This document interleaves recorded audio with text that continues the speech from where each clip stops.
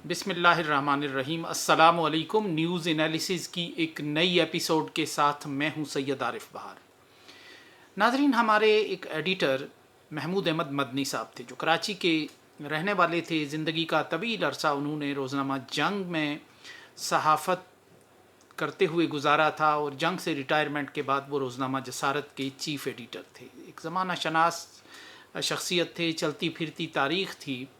1993 में अखबार के ही एक तरफ से बुलाई गई एक मीटिंग में मैं कराची में था, तो एक निजी महफ़िल में हम बैठे हुए थे और महमूद अहमद मदनी साहब 50s के एक इलेक्शन की बात कर रहे थे और जो मकामी असरात होते हैं वो किस तरह सहाफ़त को मुतासर करते हैं, जो मुकामी ज़बान होती है वो किस तरह सहाफ़त पर असर अंदाज होती है, तो इस पर बात कर रहे थे। वो सिंध के एक मारूफ़ सियासतदान अयूब खोड़ो की शिकस्त की ख़बर सुना रहे थे हमें कि किस तरह एक कराची का जो एक मकामी रोज़नामा था उसने उस ख़बर का डिस्प्ले किस तरह किया और किस तरह उन्होंने ख़बर लगाई। वो कह रहे थे कि जब अयूब खोड़ो, जो एक बहुत बड़ी मर्द आहन जिन्हें सिंध का कहा जाता था, जब इलेक्शन में हार गए तो उस अखबार की शह सुर्खी थी कि खोड़ो का तेल हो गया। यानी वो उस इलाके में जहाँ वो अखबार मशहूर था, जहाँ वो उसकी सर्कुलेशन थी और हाथों हाथ बिकता था, वहाँ किसी अपसेट को के लिए ये इस्तेलाह इस्तेमाल होती थी कि फ़लाँ का तेल हो गया, फ़लाँ का तेल निकल गया। जनाब महमूद अहमद मदनी मरहूम, इसलिए आज उनकी ये बात और उनका ये लतीफ़ा इसलिए याद आया कि एक ख़बर ऐसी छपी है कि जिसमें के मुताबिक अफ़गानिस्तान से तालिबान ने तेल निकाल लिया है और चीनी कंपनी के ताउन से ये तेल की दरियाफ़्त हुई है और इसकी नकासी का सिलसिला शुरू कर लिया गया है और रोज़ाना 100 टन तेल निकाला जाएगा, जिनसे तालिबान की हुकूमत को करोड़ों रुपए रोज़ाना डॉलर की जो है रोज़ाना वो आमदन होगी। इसी खबर के नीचे एक और ख़बर थी, वो ये थी कि बरतानवी एयरलाइन विर्जन अटलांटिक एयरवेज़ ने पाकिस्तान के लिए अपनी परवाज़ें ख़त्म कर दी। यानी दिसंबर 2020 में इस एयरलाइन ने जब अब पाकिस्तान के लिए अपनी परवाज़ों का आगाज़ किया था तो ये एक ताज़ा हवा का खुशगवार झोंका था और बड़ी खुशी के साथ बदलते हुए हालात की अक्कासी करने वाली इस ख़बर को हमारे मीडिया ने उस वक्त नशर किया था कि पाकिस्तान में हालात तब्दील हो रहे हैं, बैनुल-अक़वामी बरादरी का कॉन्फिडेंस बैठ रहा है पाकिस्तान पे, और वो पाकिस्तान जहां वो जाने के लिए अपने शहरियों को मना करते थे, परवाज़ें ख़त्म कर दी थी तमाम बड़े मुल्कों ने पाकिस्तान के लिए कि वो दहशतगर्दी की लपेट में आया हुआ मुल्क है, तो अब उस बैनुल-अक़वामी बरादरी का एतमाद दोबारा पाकिस्तान पर बहाल होने लगा है। तो जिसकी मिसाल बरतानिया की इस प्राइवेट कंपनी विर्जन अटलांटिक एयरवेज़ की परवाज़ें थी जो मैनचेस्टर से इस्लामाबाद और हीथ्रो से इस्लामाबाद और लाहौर चलती थी। इब्तदा में इन परवाज़ों में कमी की गई, लेकिन अब ये परवाज़ें मुकम्मल तौर पर ख़त्म कर दी गई और यूँ अब जो अतवार के रोज़ विर्जन एयर लाइन का जो आखिरी जहाज़ है वो इस्लामाबाद एयरपोर्ट से टेक ऑफ कर गया और इस पर उन्होंने एक बड़ा दुखी किस्म का एक बयान भी जारी किया है। इस एयरवेज़ ने भी किया है और सिविल एविएशन अथॉरिटी ने भी किया है। एयरवेज़ ने पाकिस्तान के लोगों से माजरत की है कि वो उन्हें इनकन्वीनियंस होगी और उन्होंने कहा है कि वो पाकिस्तान को के लोगों को एक अच्छी सर्विस मुहैया किए रहे, उनकी खिदमत की जब तक ये मुमकिन रहा। और अब जबकि डॉलर्स में उन्होंने तो ये बात नहीं की, पेमेंट करने के काबिल पाकिस्तान नहीं रहा, तो अब उन्होंने ये ऑपरेशन बंद कर दिया। इसके साथ साथ तीसरी खबर ये है कि पाकिस्तान में जो बरतानिया ने ही पाकिस्तान में अपने शहरियों को मना किया है कि वो KPK के बहुत से इलाकों में और बलूचिस्तान के साहिली इलाकों में ना जाएं क्योंकि यहाँ दहशत गर्दी का ख़तरा मौजूद है। और ये कहा गया है कि बाज़ बरतानिया के जो शहरी हैं वो बाज़ सियासी मज़ाहिरों में भी शिरकत से गुरेज़ करें क्योंकि इन मज़ाहिरों में मग़रिब के ख़िलाफ़ जज्बात पाए जाते हैं। तो ये एक दूसरी جو بریکنگ نیوز تو اس کو نہیں کہہ سکتے لیکن ہارٹ بروکن نیوز اس کو کہہ سکتے ہیں کہ دل توڑنے والی ایک اور خبر ہے.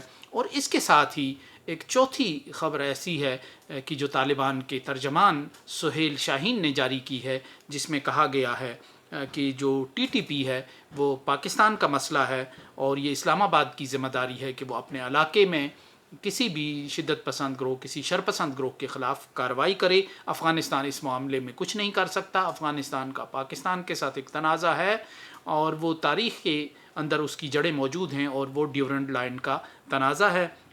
انہوں نے کہا ہے کہ پاکستان کے لیے جو پاکستان کے جو علاقوں میں یعنی شمالی علاقہ شمالی وزیرستان کے علاقے اور قبائلی علاقے ہیں، ان میں ٹی ٹی پی کے مراکز موجود ہیں، وہ وہیں سے آپریٹ کر رہے ہیں، وہیں کام کر رہے ہیں. تو یہ اب طالبان کی ذمہ داری نہیں ہے کہ وہ پاکستان میں جا کر امن و امان بحال کریں. یہ تقریباً وہی بات ہے کہ جو پاکستان برس ہا برس تک کابل انتظامیہ کو کہتا رہا کہ طالبان کے ٹھکانے قندھار میں ہیں، ہرات میں ہیں، پغمان میں ہیں اور کابل کے گرد و نواح میں ہیں.